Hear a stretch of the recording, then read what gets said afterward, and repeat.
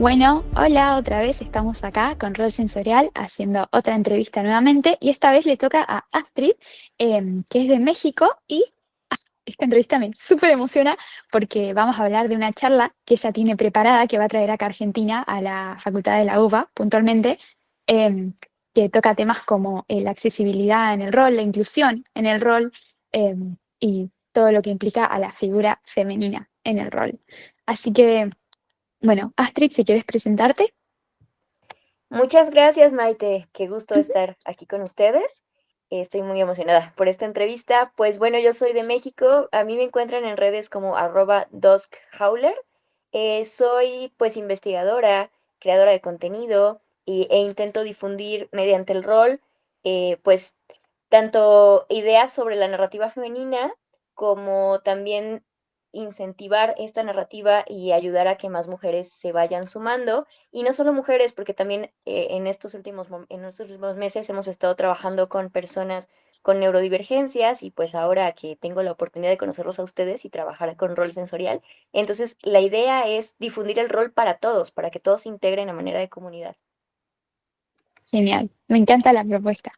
Bueno, arrancá contándonos un poco sobre vos, cómo, yendo hacia el inicio, cómo encontraste el rol, cómo terminaste siendo máster.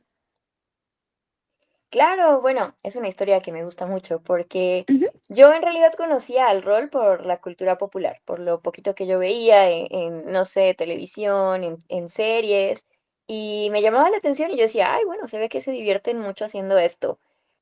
Y entonces tuve mi primer acercamiento con el rol en una fiesta donde yo era muy pequeña para estar en esa Ujú. fiesta en realidad.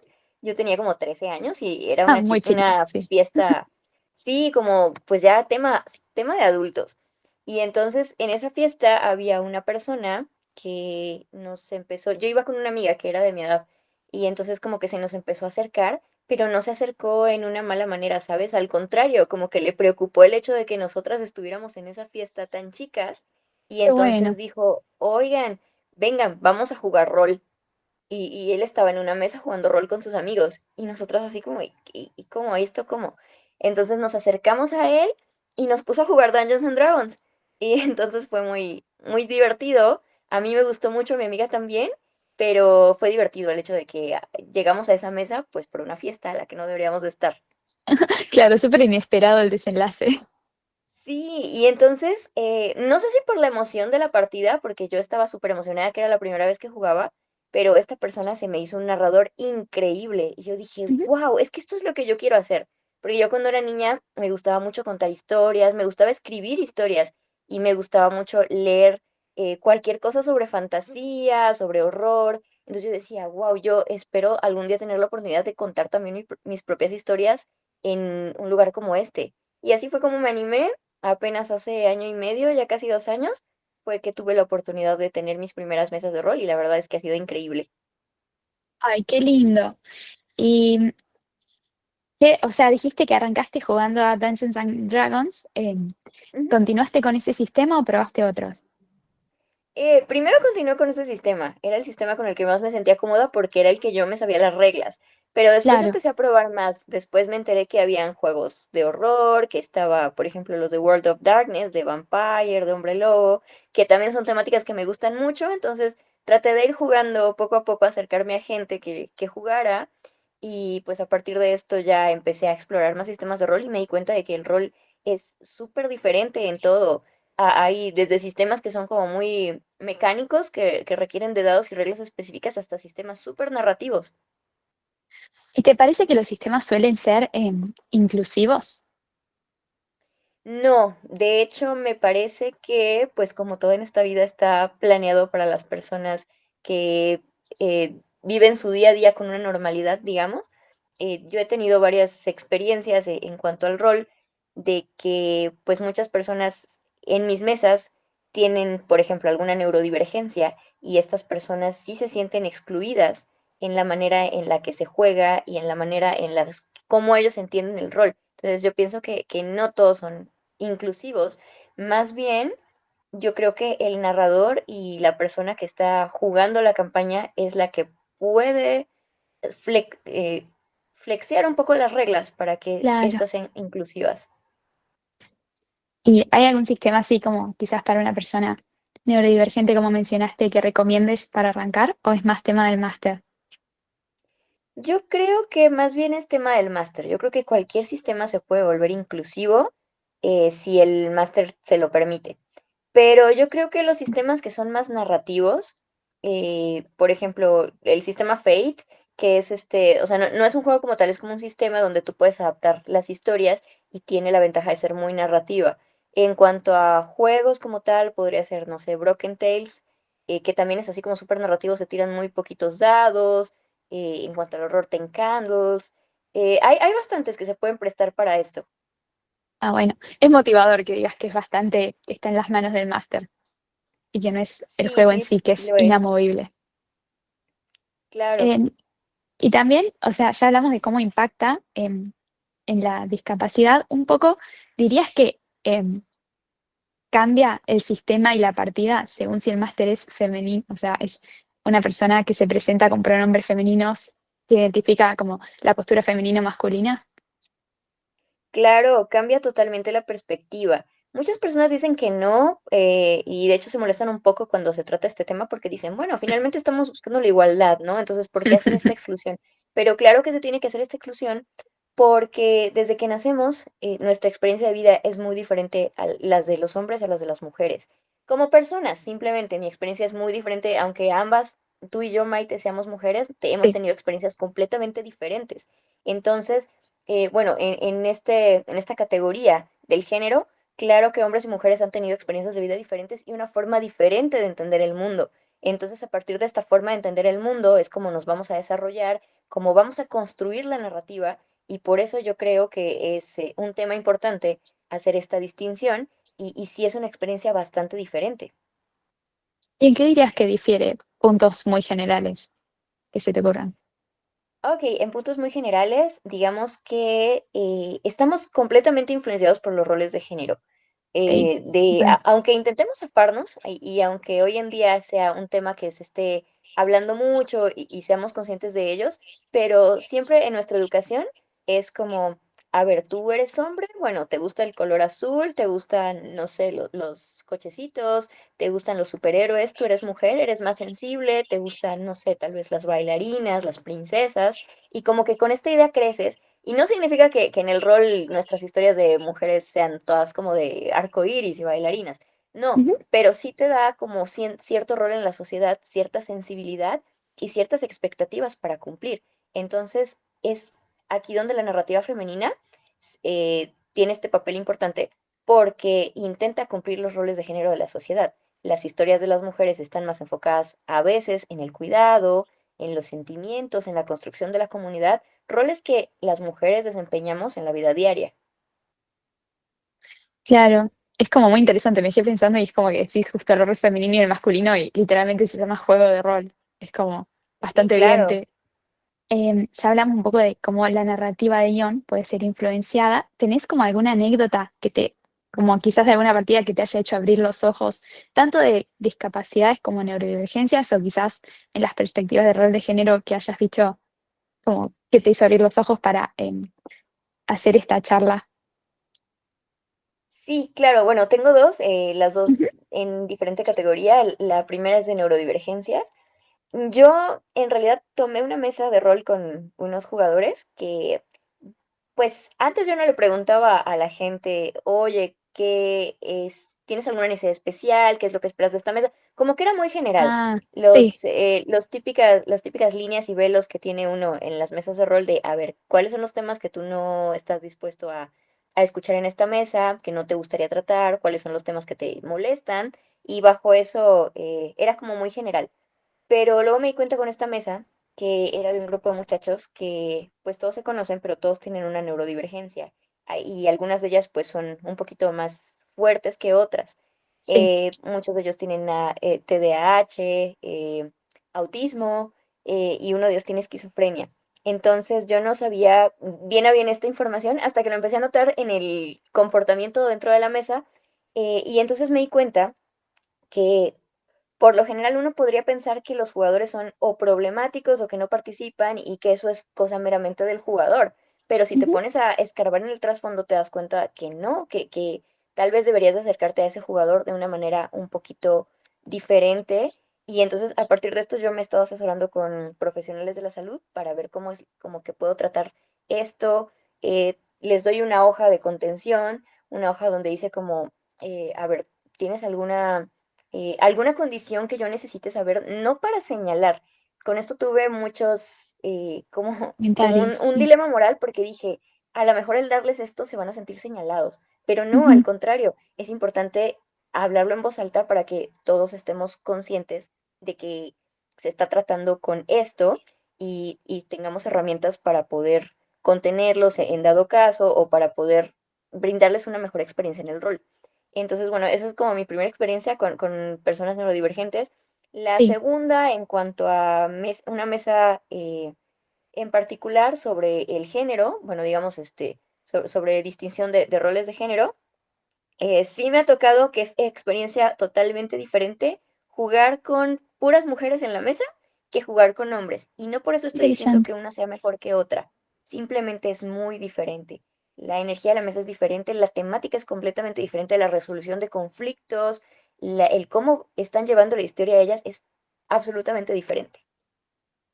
Wow, no se me habría ocurrido jamás. Es muy interesante lo que estás diciendo. Como que te hace reflexionar un montón de cosas. Sí, súper interesante.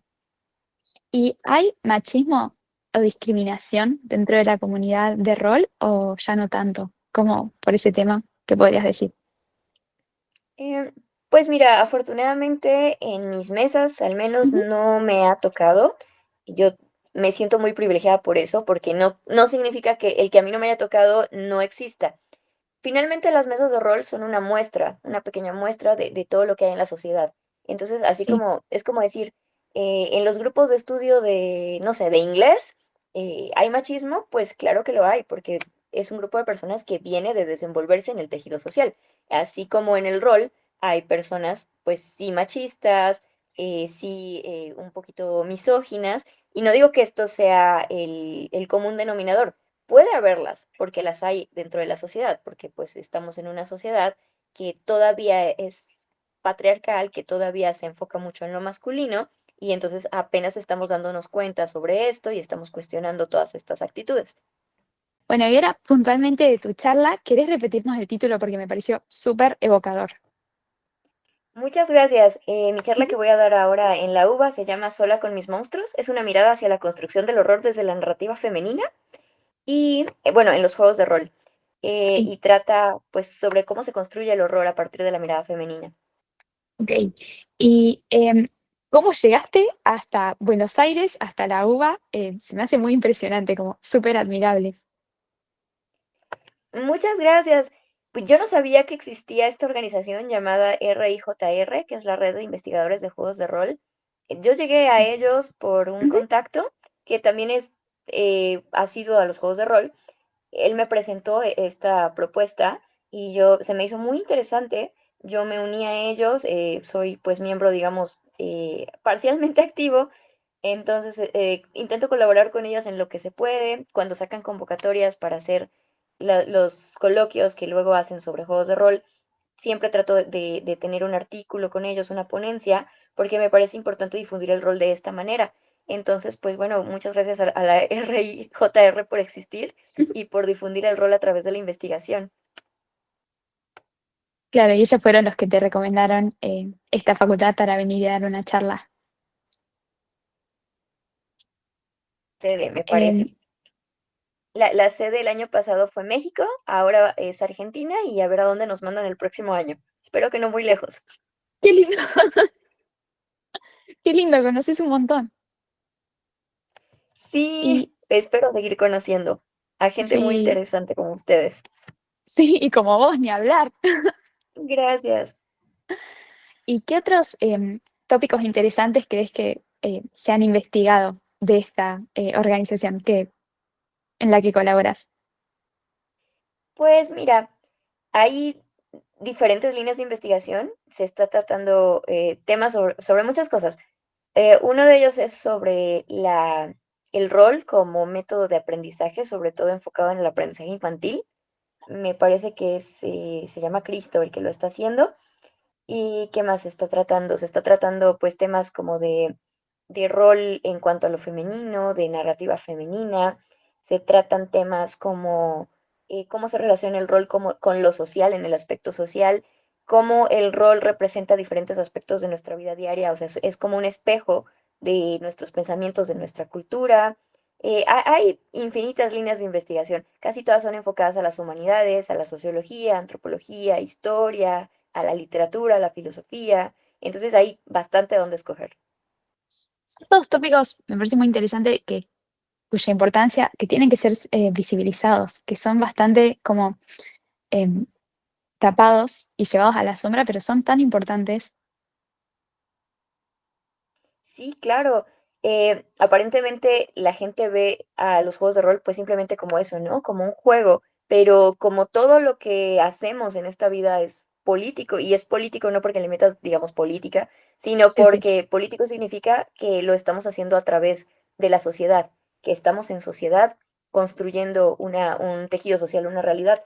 Entonces, pues a partir de esto, de lo político, podemos desglosar al rol como un evento social, como un evento que construye comunidad, y podemos estudiarlo a partir de diferentes disciplinas. Claro. Bueno, y hablando de esto de que el rol se mueve en sociedad, que me parece algo súper destacable, ¿qué impacto expectarías que tenga la charla y cómo creerías que influye en la sociedad? Como, ¿qué te gustaría que influya de tu charla en la comunidad rolera, por así llamarla? Pues me gustaría que la gente esté más al tanto de la importancia de la narrativa femenina, que te repito, como ya te dije hace rato, la Ujú. gente a veces dice como, es que no se debería hacer esta distinción porque eso es como o darle más importancia o se siente como si fuera algo especial, digamos. Entonces, sí lo es, no porque tenga más importancia que la narrativa masculina, sino porque hay que estudiarla. Es algo que está muy bastante abandonado, un tema del que no se habla mucho, y también es un hecho de que las autoras femeninas son muchísimas menos que los autores masculinos, y sobre todo en este ámbito de la fantasía y del rol. Sí tenemos muy buenas exponentes, pero son muy pocas a comparación. Y esto no son datos que yo le estoy diciendo porque me parece, sino son datos que he recopilado de la Universidad de ¿qué era? Era de la Universidad de Barcelona, que hizo un estudio acerca de cuántas autoras publicadas había el año pasado versus cuántos autores publicados había, y era una diferencia más o menos como del 76%. También otro ¿Qué? estudio de aquí de México, del INEGI, del Instituto Nacional de Estadísticas, que decía que las mujeres suelen dedicarse a otros trabajos, mientras en la escritura y la literatura pondera el rol masculino. Entonces sí es importante exaltar esta narrativa, ver la importancia que tiene, y animar a más mujeres a que probablemente empiecen a escribir y escribir horror dentro del rol. Sí, te iba a preguntar con todo esto que dijiste, ¿cuál te parece que es el género que más abarcaron las mujeres, que más se apropiaron dentro de todo lo que abarca el rol? Creo que hay bastante sobre ficción romántica. Me Ok. gusta mucho porque la ficción romántica escrita por mujeres es bellísima, nada que ver con la ficción romántica escrita por hombres, que es como súper idealizada, una imagen de las mujeres que a veces no tiene mucho que ver con nosotras, Ujú. una imagen exaltada de lo masculino. La ficción romántica de mujeres es bastante real, bastante cruda, bastante cotidiana, digamos, muy apegada a las emociones que una tiene en su día a día con la realidad. Yo creo que la ficción de romance es lo más, donde más mujeres hay congregándose y escribiendo este género, seguido de también el horror. El horror, afortunadamente, tenemos muy buenas Oh, exponentes de horror, tanto en Latinoamérica como en México y en el mundo. El misterio, tenemos, por ejemplo, exponentes súper importantes como Agatha Christie, sí. eh, que a mucha gente no le gusta, pero pienso que su trabajo es importantísimo. Entonces, creo que esos dos son géneros en donde las mujeres se desenvuelven muy bien. Qué bueno, qué lindo, qué grandes géneros. Sí, claro. Muchísimas gracias, Astrid. Me encanta hablar con vos. Mil Ay, gracias. muchas gracias, Maite, por esta invitación. Yo estoy súper emocionada.